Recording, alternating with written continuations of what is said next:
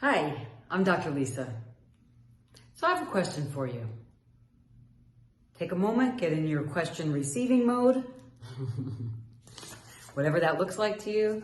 Sometimes I close my eyes, sometimes I put my hand on my chest. Sometimes I just take a nice deep breath, feel my feet on the floor, and I get settled inside myself. Here's my question. Have you been living with limitations and just not feeling empowered enough to change? Have you been living with limitations and just not feeling empowered enough to change? Of course we want to go, no. But when we settle into something and really hear it, I could say yes to that.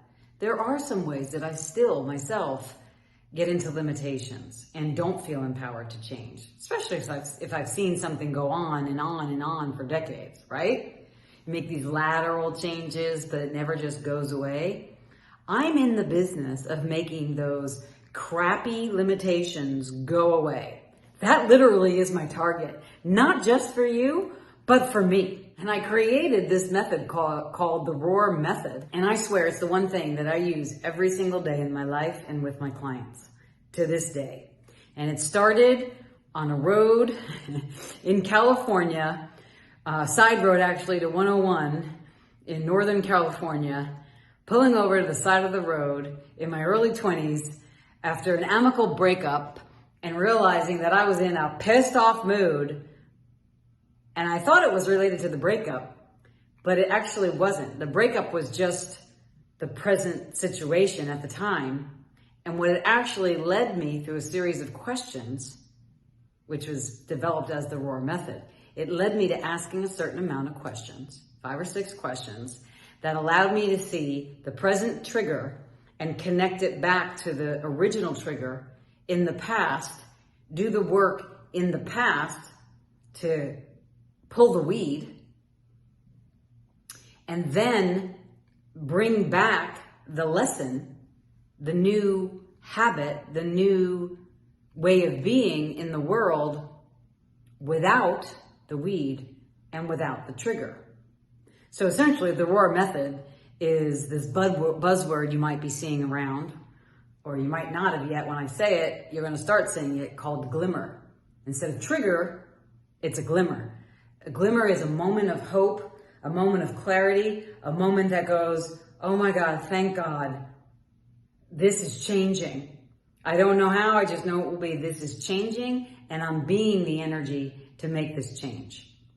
You all have had those moments before, but that is the Roar Method. The Roar Method is about taking your limitation that is leading to a trigger in the present, finding the root in a seemingly innocuous and not so seemingly innocuous, and obviously not innocuous situation of a past event that was very triggering for you.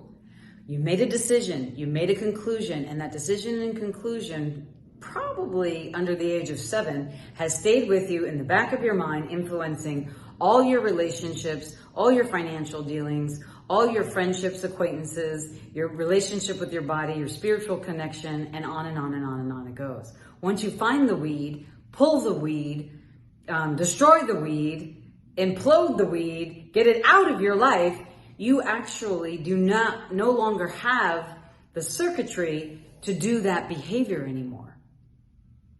That's when you go, I've changed.